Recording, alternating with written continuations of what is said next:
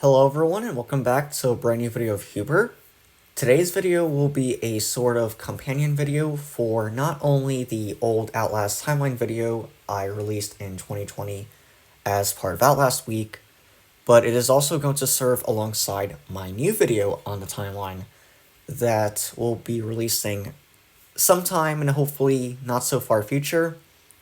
Now I do plan on remaking the timeline video, but here I do just kind of want to set aside and use this video here to simply provide some context and basically provide the necessary information into why I chose to go with this timeline and what order everything occurs in, which, as I have stated in the past many times, the timeline I like to go with is basically the one that has Miles arriving at Mount Massive Asylum while Waylon is incapacitated inside Eddie Gluskin's locker in the vocational block for 12 hours. So basically just a little fan theory for how I believe the timeline in Outlast and its Whistleblower DLC goes. So just why I think this timeline theory makes much more sense to me personally. Now one more thing before we get on with the actual video here. I do wish to point out that just to keep things as simple as possible here, I will refer to the other timeline as the early Miles timeline, and the one I use as the later Miles timeline. Unfortunately for the early Miles timeline, it simply relies too heavily on a few preconceived notions that can be easily disproved, the first of which is the release of Waylon from the hospital. At the start of this chapter, Waylon is freed from his bindings, and many correlate this event with Father Martin shutting off the power in the administration block, which means that this is supposed to be evidence that Miles is already at Mount Massive Asylum. The problem I have with this is there's really no evidence that these two events are meant to be connected in the first place. When Father Martin shuts off the power, he's only really shutting it off in the administration block because I find it really difficult to believe that a single generator is going to provide power to the entire complex. Besides, why is it that the power being shut off supposedly disables whatever mechanism had Waylon binded to his seat, but that the power in the rest of the hospital was still on, whereas the administration block lost all power, resulting in a blackout, which caused the emergency lights to turn on.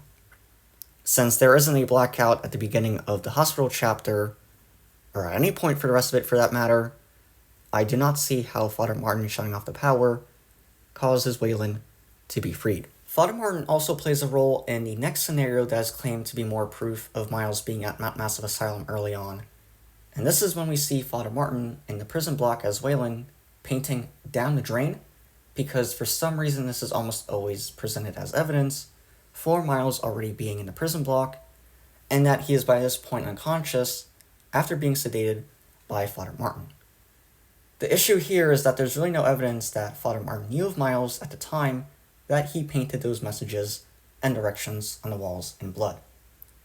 I'm assuming this stems from Father Martin's dialogue here, because when he says that you're doing his work, I've seen it claimed that he is referring to Miles.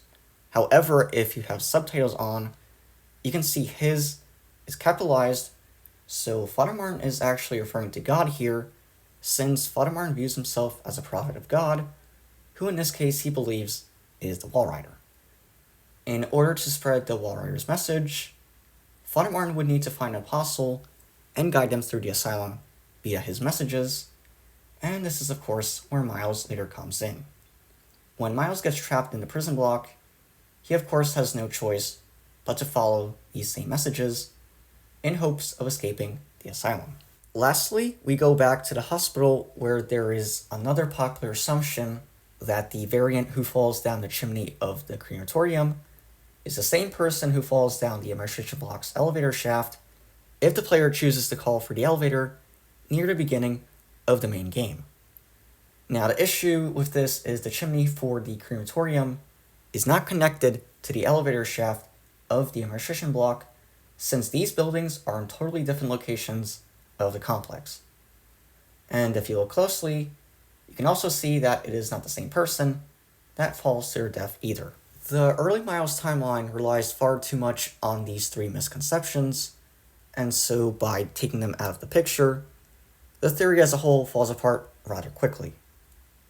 However, I do still have more evidence to disprove it, and also why the later Miles timeline just makes so much more sense in my mind. The first has to do with the weather. When Miles arrives at Mount Massive Asylum, the sun is setting, and it also later rains. Two events we never see in Whistleblower, because as Waylon exits the hospital, we see that the sun is still out, but that it is foggy, whereas when Miles arrives at Mount Massive Asylum, the sun is setting, and there is no fog to be seen. Plus, we know it starts raining sometime when Miles is incapacitated after being sedated by Father Martin, because there is no rain while Miles is in the administration block, but there is during his time in the prison block. Now, the way I see it, if the early Miles timeline theory made any sense, it would surely be raining by the time Waylon makes it to the prison block, drying ground, or even at the very least the vocational block, which it doesn't.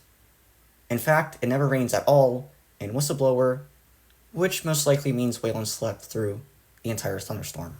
But the biggest killer to the early Miles timeline, in my opinion, comes in the form of what I mentioned earlier regarding Father Martin shutting off the power in the administration block, is what causes Waylon to be freed from his bindings in the hospital. The issue here is that we know Waylon being freed takes place essentially at the very beginning of the slaughter. Now, the reason this is such a big issue is because if Father Martin truly freed Waylon, then that means Miles actually arrived before the slaughter began, since Miles had already been in the asylum for some time by the time Father Martin shuts off the power. This actually leads me to my next point, because in part 4 of the Murkoff account, the official comic series for Outlast, we actually find out Miles lived in an apartment located in Washington, D.C., prior to heading out to Mount Massive Asylum.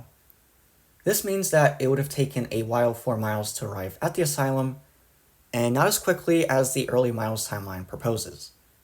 Now, seeing as how a typical car trip from Washington, D.C. would take at least a day to complete, it is more likely that Miles took a flight from Washington, D.C.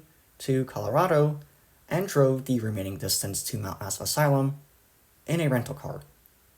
This trip would still take several hours at least, and assuming the first clock we see in the administration block is indeed correct, and that the sun set at a time typical in the region, Miles arrived just before 9 p.m., meaning the slaughter would have probably started sometime within the range of the early or mid-afternoon, which again appears to be consistent with what we see in the recreation area. This also means that Waylon would have likely sent the email sometime in the early afternoon, since there is a 2-hour gap where he is unconscious after sending the email, and this also gives Jeremy Blair enough time to visit Waylon's wife, Lisa Park, in the nearby city of Leadville, and return to Mount Massive Asylum prior to the slaughter.